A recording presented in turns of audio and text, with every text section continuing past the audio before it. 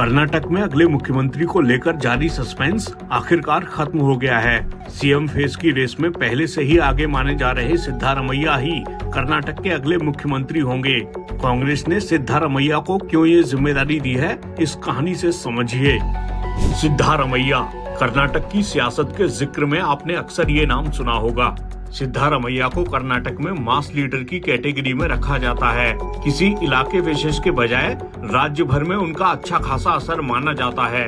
मगर सिद्धारमैया की कहानी क्या है, उनका सियासी सफर वक्त के साथ कैसे आगे बढ़ा, उनकी ताकत क्या है और उनकी कमजोरियां क्या हैं, चलिए उनसे जुड़ी कुछ बड़ी बातें जान लेते हैं।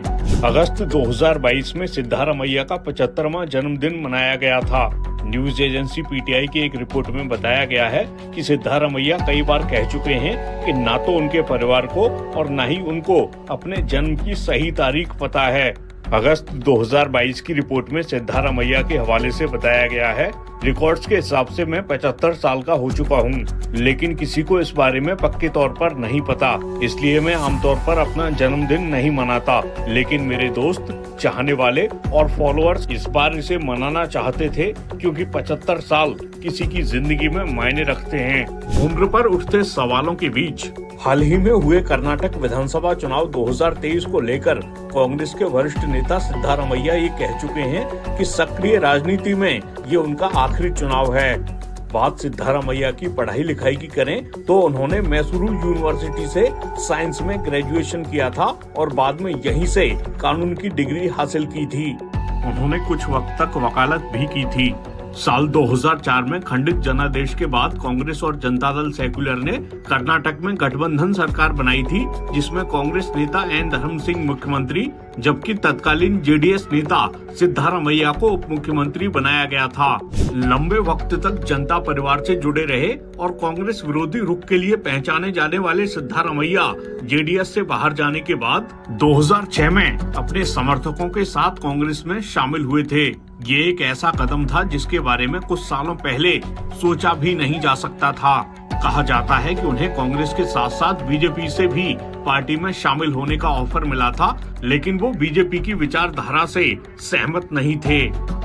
सिद्धारमैया के जेडीएस से बाहर जाने के वक्त ये दावा सामने आया था कि जेडीएस नेता एचडी देवेगौड़ा अपने बेटे कुमारस्वामी को पार्टी के नेता के रूप में बढ़ाने के इच्छुक थे, जबकि सिद्धारमैया इसके पक्ष में नहीं थे। साल 2013 में मल्लिकार्जुन खड़गे, जो अभी कांग्रेस के राष्ट्रीय अध्यक्ष हैं, सिद्धारमैया उनको पछाड़ते हुए कर्नाटक के मुख्यमंत्री बने थे। सिद्धारमैया ने 2018 तक मुख्यमंत्री के तौर पर राज्य की बागडोर संभाली थी। इसके बाद 2018 में हुए विधानसभा चुनाव में कांग्रेस को बीजेपी से कम सीटें मिली। इसे सिद्धारमैया के लिए बड़ी असफलता के तौर पर देखा गया। सिद्धारमैया कुरबा समुदाय से ताल्लुक रखते हैं। न्यूज एजेंसी पीटीआई के मुताबिक ये समुदाय राज्य में तीसरी सबसे बड़ी आबादी है। सिद्धारमैया को कांग्रेस के पूर्व अध्यक्ष राहुल गांधी का करीबी नेता माना जाता है। उनके पास मुद्दों के आधार पर विरोधियों को घेरने की बड़ी क्षमता है। उनकी अल्पसंख्यकों, पिछड़े वर्गों और दलितों पर अच्छी पकड़ मानी जाती है।